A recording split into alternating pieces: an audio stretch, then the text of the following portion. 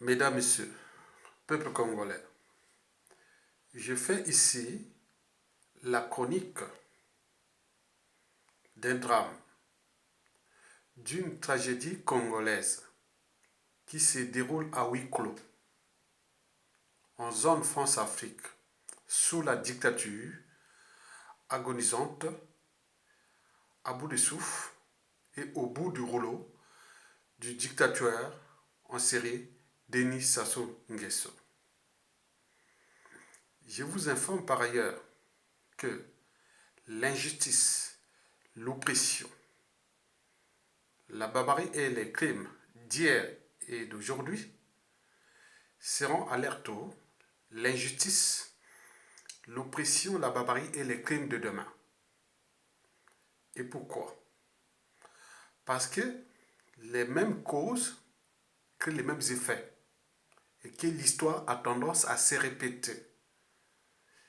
Et n'oublions pas que dans la règle d'or, ne faites jamais à autrui ce que vous ne souhaitez pas qu'on le fasse sur vous-même. Et que notre anthropologie politique et sociale, politico-sociale ou sociopolitique n'est pas bonne. Dès qu'on a un pouvoir, on a tendance à rendre justice soi-même. Mesdames, Messieurs, peuple congolais, le futur, c'est justement le passé et le présent qu'on ignore. Donc, je suis là en train de vous donner quelques informations relatives à ce qui va arriver et devrait arriver dans l'espace et le temps. Donc, il s'agit ici d'un travail de mémoire. Et pourquoi? Parce que la mémoire se construit et se transmet et que l'espoir se donne. Ceci dit, mesdames, messieurs, peuple congolais, être citoyen, c'est être informé. Et pourquoi? Parce que l'ignorance est la pire des souffrances. L'intelligence, le savoir et la connaissance vous libèrent. Alors, qu'est-ce qui finira d'ici peu par piétiner et détruire durablement le clan du dictateur Denis Sassou Nguesso? Ce sont les inégalités qu'ils ont faites au peuple congolais. Mais non, c'est faux. Mais c'est quoi?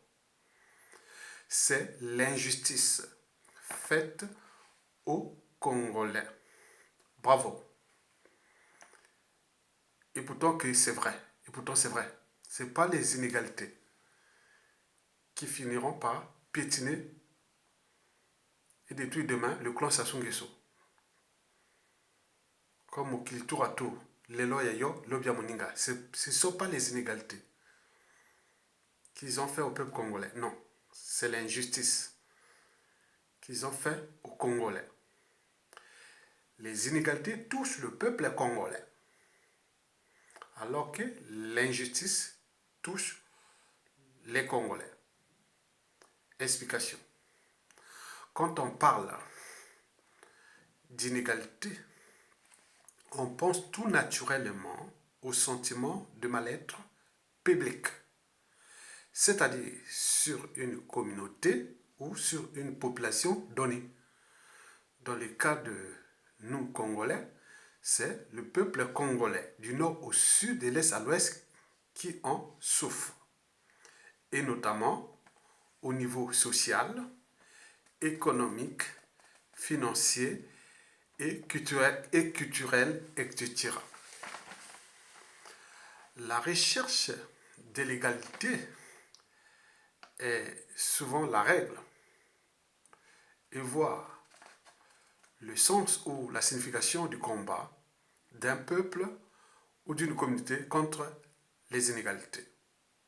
Donc quand on parle d'inégalité, donc ça touche une communauté, un peuple et autres. Et souvent, le combat contre les inégalités est souvent la règle d'une communauté ou d'un peuple. Dans le cas de notre pays, la recherche de l'égalité est que Denis Sassou Nguesso et son clan dégagent. Parce que quand il y a les inégalités, L'enjeu est d'aboutir à l'égalité. Donc c'est un combat. Le combat là, c'est un combat public de tout le monde.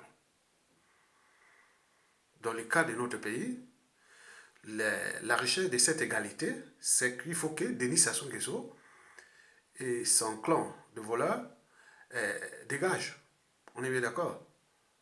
Pour que nous puissions ensemble réduire les inégalités qu'ils ont faites à nos peuples congolais. Et demain, nous pourrons peut-être oublier ce calvaire. Par exemple, aujourd'hui, pour avoir de l'eau potable, c'est vraiment la galère totale. Les gens font des kilomètres pour avec des bidons et autres. Et demain, à Brazzaville, à Pointe-Noire, et dans les grandes villes, il n'y aura peut-être plus ça. Donc vous rentrez, vous êtes chez vous à la maison, vous ouvrez le robinet d'eau potable, il sort. Donc certainement, chacun de nous, demain, pourra oublier ce qu'ils ont connu comme, ont connu comme calvaire pendant sur le joug de la dictature de Denis Sassou Nguesso. En parlant directement du problème de l'eau potable, quand on voit là. Et demain, et vous allez être vraiment tranquille pour ce problème-là, parce que les gens qui viendront seront des gens responsables pour penser au but même de la condition humaine et surtout sociale. C'est le cas de la plupart des Congolais quand ils arrivent en France ici. On dit, ah tiens, ça ce sont des quartiers pauvres. Mais pourquoi c'est pauvre?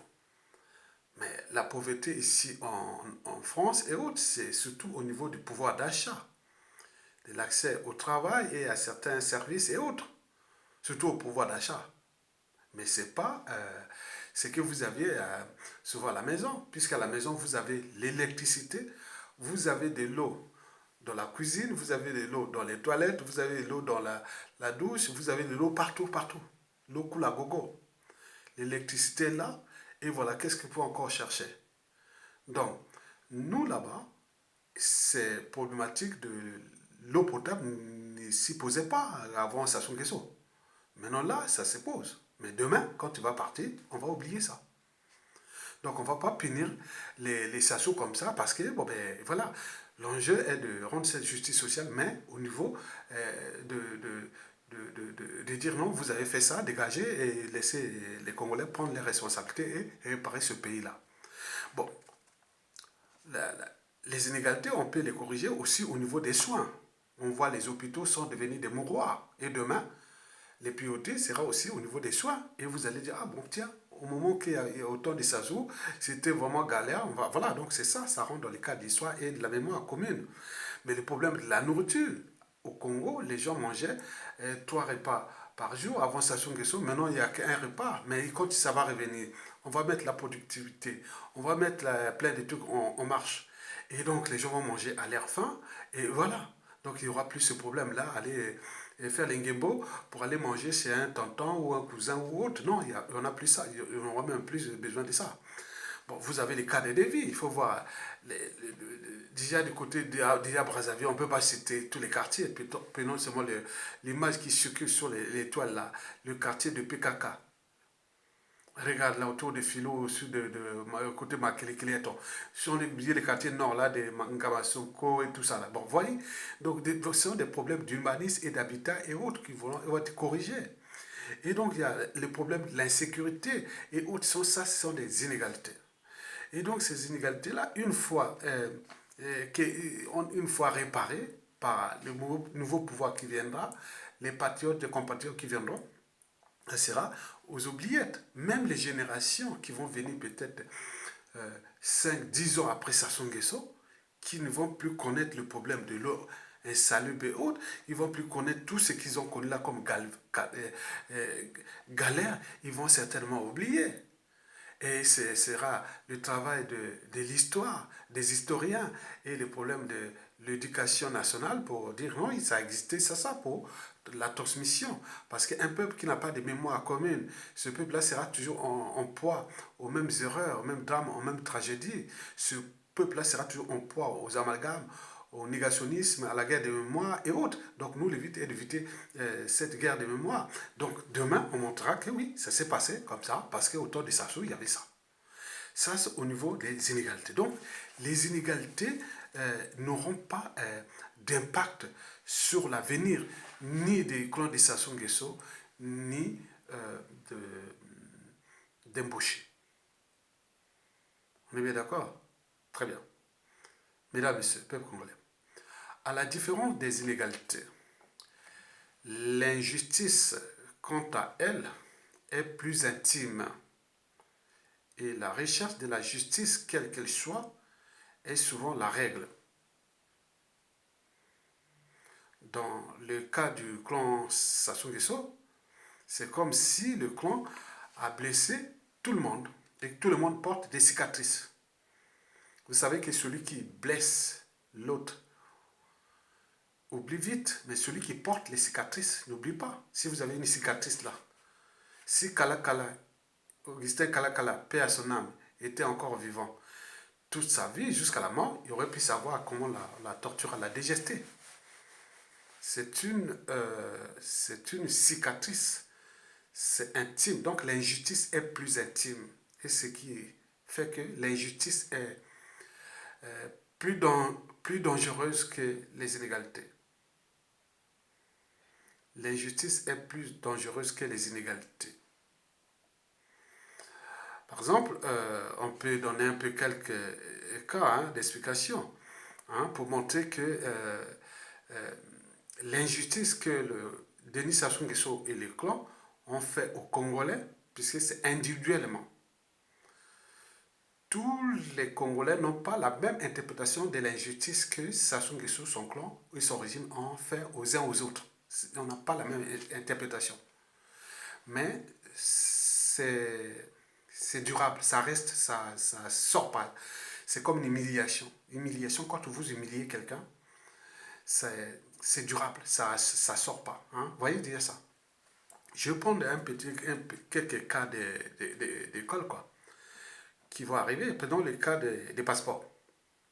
Les passeports, depuis la note de la CMAS, qui disait que tous les opposants, c'est une note signée par Sassou Nguesso le 7 janvier 2000. Il disait que tous les Congolais, majoritairement c'était des sudistes qui contestaient le régime, majoritairement ceux qui étaient issus de l'ancien régime de Pascal Lissouba, mais on ajoutait aussi des nordistes qui étaient associés soit aux opposants sudistes ou soit aux anciens du régime de Pascal Lissouba. Et donc tous ces gens-là on leur avait privé de passeport. Et jusqu'à nos jours, c'est une injustice, d'accord? C'est une injustice. Parce que la citoyenneté, priver la citoyenneté à quelqu'un, donc il faut donner les raisons pour lesquelles un État peut-il priver ses citoyens de passeport, et surtout quand ils sont à l'étranger.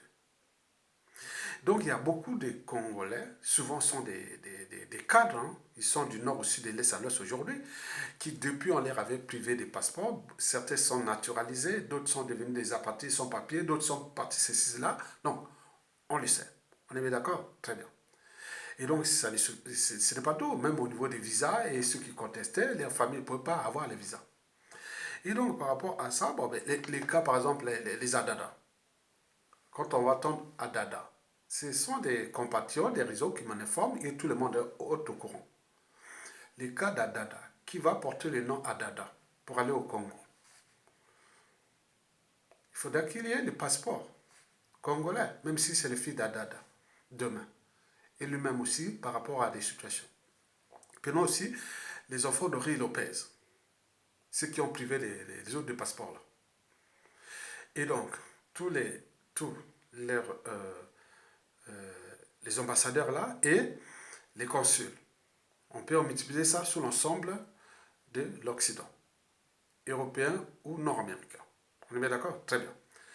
Donc, eux, ils vont dire non, mais je vais aller au Congo, ou je vais aller, on m'a privé de passeport, mais j'ai la nationalité française, j'ai ça, mais on ne te donne pas de visa. On ne te donne pas de visa.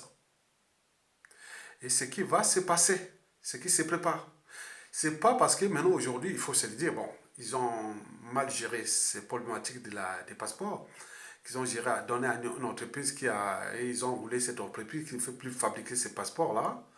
Et donc ça, c'est qu'il y a des conséquences. Mais il y a encore l'injustice là, il y a beaucoup de Congolais qui n'ont pas ces passeports congolais. Et surtout ceux qui vivent en France, où il y a les réseaux France Afrique qui agissent au niveau des préfectures pour empêcher les résidents francophones de... Voilà, donc ça ne se passe pas dans d'autres pays européens. Ils ont des circonstances atténuantes quand ils n'ont pas de passeport, surtout quand ils sont là depuis des années.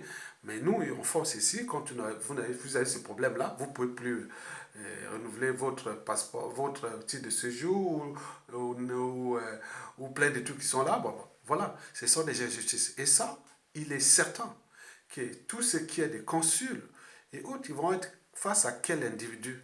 On ne sait pas. On ne connaît pas cet individu qui va demain être face à l'enfant d'un petit enfant ou d'Adada ou d'Henri Lopez ou les consuls. On le sait très bien, ils ont des notes. Donc on ne sait pas. Donc le nombre de leurs futurs bourreaux est énorme.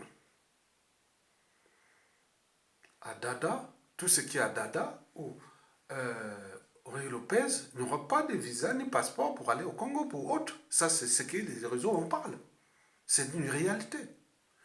Et en plus de cette injustice, mais c'est que eux, les autres vont les traquer, les fliquer et les foutre les bazars au moment qu'ils auront récupéré les moyens de l'État, dont le renseignement intérieur et extérieur, la diplomatie et tout compagnie, les moyens de l'État. On le sait bien. Donc ça, on ne peut pas les quantifier. C'est comme si vous blessez quelqu'un. Vous ne pouvez pas savoir celui qui... Voilà. Donc, vous voyez ça même naturellement au niveau des animaux. Regardez parfois les animaux blessés après une attaque. Voilà. Au niveau même des... Que ce soit des relations même familiales, amoureuses et autres. Quand vous avez blessé quelqu'un, on ne sait pas comment ça se transformer contre vous. Donc vous ne savez pas. Donc là, ils ont fabriqué tellement de futurs bourreaux, on ne le sait pas. C'est pourquoi l'injustice est plus dangereuse que les inégalités, puisque les inégalités, c'est public, il suffit de réparer. Mais l'injustice, chacun porte son injustice. Donc, le cas de Guy Bispa-Fekolela est un cas d'école, pour n'en citer que ça, sur les milliers de victimes. Ce qu'on a tué abusivement Guy Bispa-Fekolela avec son cadavre humilié et autres, mais ses enfants, petits-enfants, les partisans et autres, ils n'ont pas oublié. Et demain, qui va se retrouver qu'un nom tel, Sasso, Nguesso ou Ndengue ou... attends, je ne sais pas, hein, je ne sais pas. Mais ça va se passer. Je vous dis, c'est la réalité. Je suis là pour alerter tout le monde que c'est vrai, ça va se passer. Et le cas de Jean-Marie Michel Mokoko, qui a été humilié, ses enfants, petits-enfants, et peut-être lui-même non, mais les autres sont déjà préparés que non, il faudra faire quelque chose. Quand ça va même au niveau des tribus et autres, non, mais c'est dangereux. Donc on le sait. Quand chaque fois que j'essaie un peu de raisonner, est-ce que vous connaissez telle affaire, telle... Mais les gens sont très bien informés, ils connaissent tout ce monde-là. Tous les clans, famille, mariage par mariage, visa par visa, ils ont bougé entre le Congo et autres. Les écritures sur les aéroports, là où ils sont passés, plein de trucs sont déjà là. C'est les services congolais qui vont travailler sur ça. Qui seront maîtres de qui? Le président de la République, le premier ministre, le gouvernement, les hauts responsables des administrations, la police, la gendarmerie, les renseignements intérieurs et extérieurs, la diplomatie et tout. Donc, vous voyez ça? Donc, on ne sait pas qui est qui. Donc, ils savent bien qu'ils sont en danger. Donc je suis là pour les alerter que voilà ce qu'ils veulent. Les lendemains seront difficiles parce qu'on ne sait pas qui est qui. D'ailleurs, un compatriote hier m'en a parlé. Il m'a dit, Isidore, vous savez que nous qui luttons contre la dictature des Sassou Nguesso depuis l'étranger, parfois les morts qui arrivent dans nos familles là-bas au pays, l'injustice c'est ça. Ils ont mis les moyens pour éliminer nos familles là-bas. D'abord les pressions psychologiques, plus les assassinats et autres. Mais demain, tu vas arriver au Congo, que tu as le pouvoir, que la famille vient expliquer que voilà tel individu, telle famille, tel ceci, c'est qui se moquaient de nous, qui ont fait ceci. Ça va se terminer comme ça, non. Donc, tout à tout. Donc, qu'est-ce qu'on va faire? Comme expliquait le compatriote. Mais on peut fabriquer plusieurs chefs d'accusation pour les foutre à la DGST, ou en prison, ou les radier, même la fonction publique, et tout est possible. Donc on s'y prépare à quelque chose, une énergie potentielle qui est là, qui va se transformer en énergie cinétique de haine, de vengeance et autres. Historiquement, et n'écoutez jamais les naïfs ni les passifs, c'est la réalité.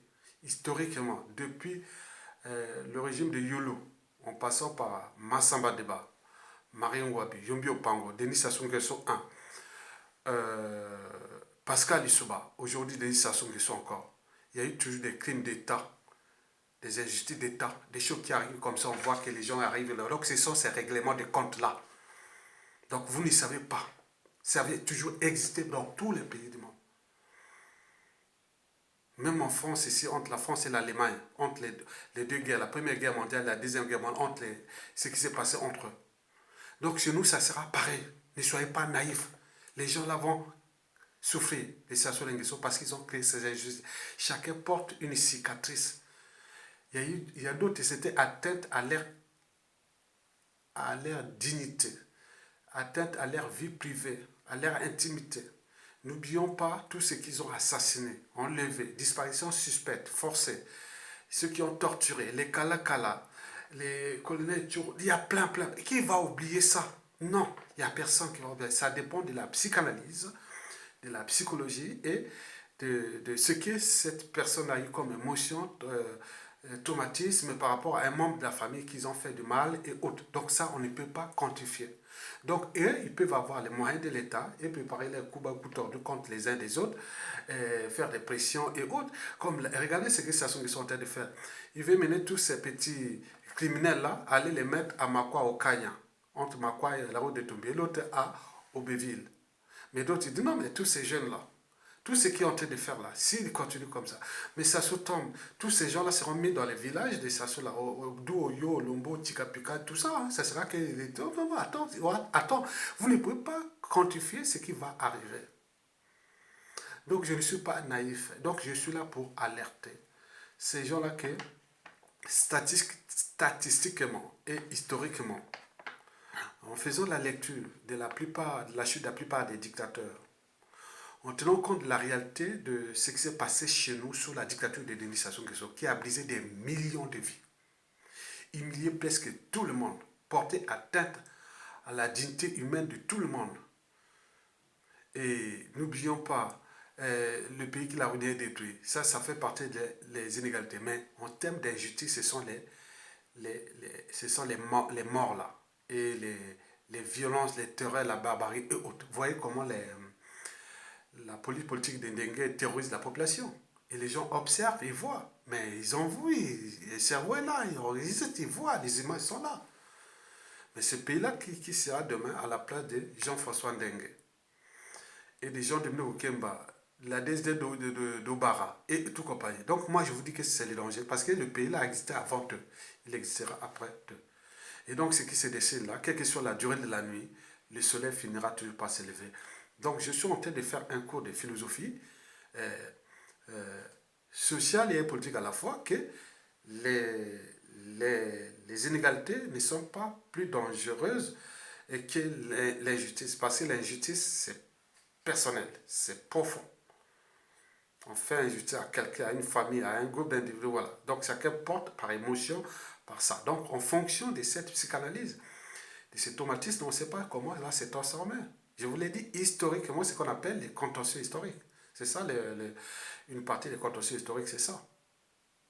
Et donc, sur ce plan, donc, quand on fait la lecture, bon, d'après certains chiffres, hein, les autres en ont, et ça circule dans certaines officines, hein, on dit que, par exemple, un tiers des membres de la famille de Sassou Nguesso, tout ce monde-là, passeront au moins sur un tiers de ces gens-là, il y aura un tiers qui passeront à la DGST.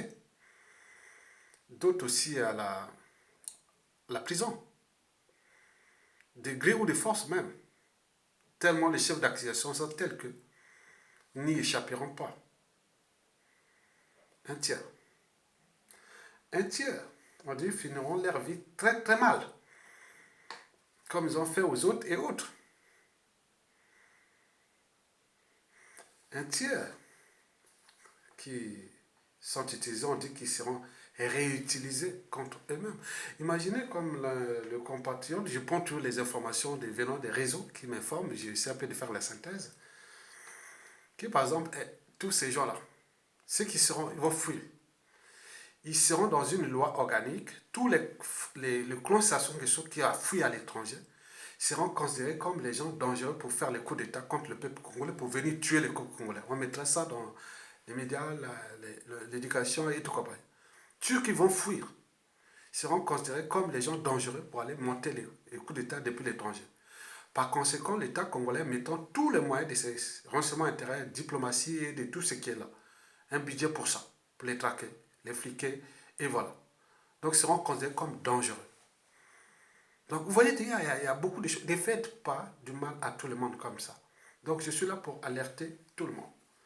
Donc beaucoup de ce monde-là vont souffrir parce que le danger est invisible. Le danger est invisible. Déjà pour ceux qui l'ont aidé à revenir au pouvoir, prenons les généraux Montando. Je ne sais pas ce que pensent les autres, puis ils sont au courant que ça se l'a tué. Les généraux Abvoukou, on sait que bien qu'ils l'a tué.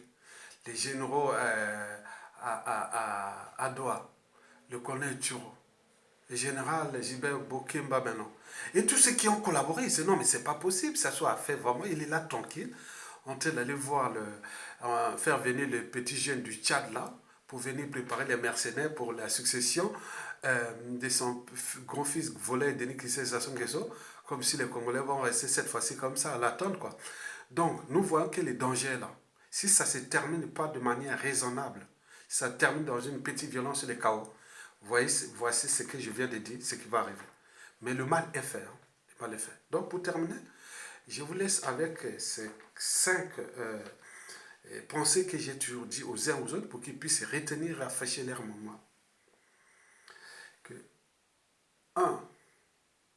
Le futur, c'est justement le passé et le présent qu'on ignore.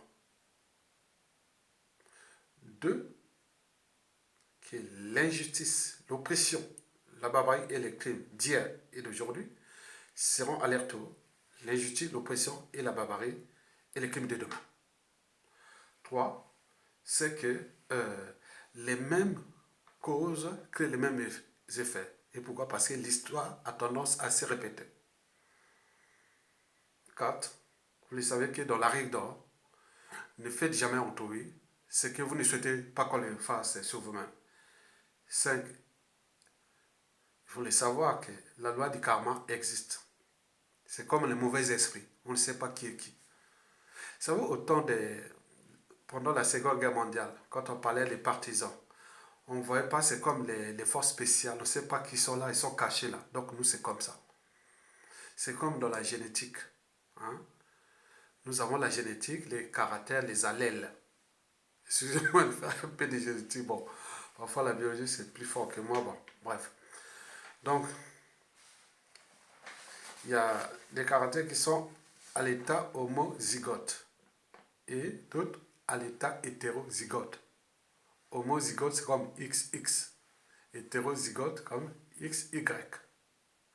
Et donc, ça, parfois, quand on voit les albinos, parfois les gens sont là, il n'y a même pas d'albinos. La famille haute, ça sort comme ça. Pourquoi?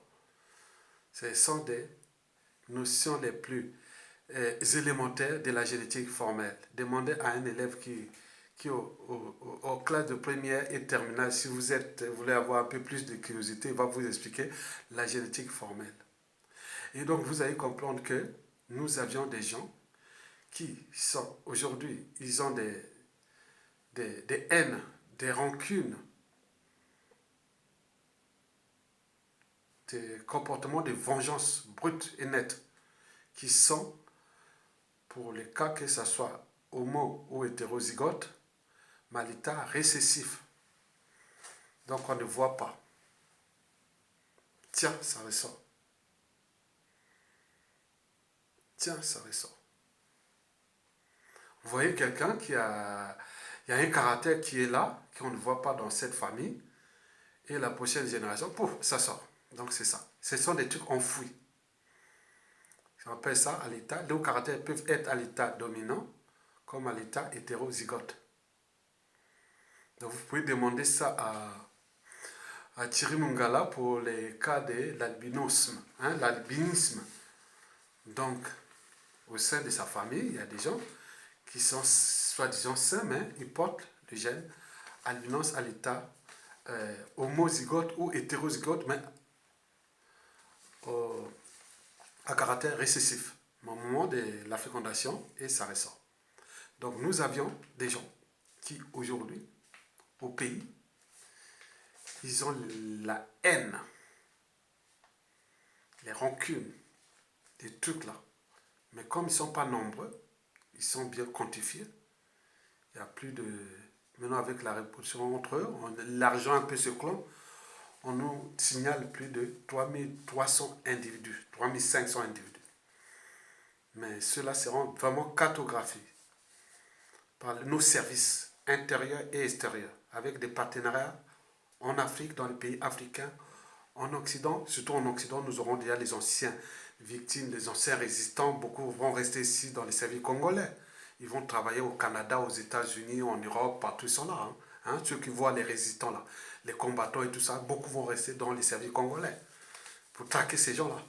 D'accord? Au pays là-bas, il n'y a pas de problème. Mais s'ils fuient en Afrique, non, n'essayez pas. N'essayez pas en Afrique. Vous risquez de perdre votre vie.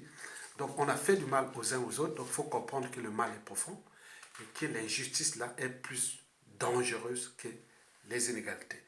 Les inégalités vont être corrigées, mais l'injustice, c'est personnel, c'est intime, c'est familial, c'est beaucoup de choses. Et que ça peut se réveiller en fonction du contexte politique et aussi des conjonctures ou plein de choses comme ça qui peut arriver que non, à un moment donné, voilà, on en a marre. Vous savez ça.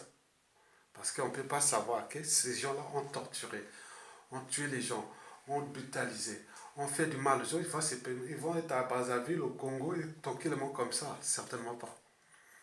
Vous avez tout compris.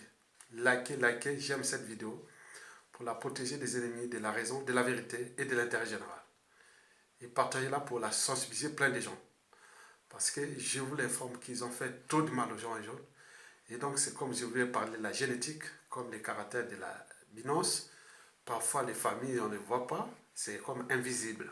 Invisible. C'est comme vous prenez les microbes, vous ne les voyez pas, les microbes. Il faut les mettre au microscope. Ah, tiens, on voit les petits bestioles qui bougent. Mais comme ça, vous ne les voyez pas.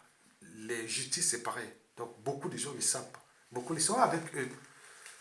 Au moment venu, quand les autres vont donner les mots d'ordre, et en fonction de plein de trucs, je vous rassure que tous les Sassou et les Nguessou qui vont fuir à l'étranger seront considérés comme des gens dangereux, susceptibles de monter des coups d'État depuis l'étranger pour neutraliser le Congo-Brazzaville. Par conséquent, il sera de nos services intérieurs et extérieurs avec tout ce qui est de la diplomatie pour les traquer là où ils seront. Comme les sionistes avaient fait au Nazi. C'est tout compris. Merci. À bientôt.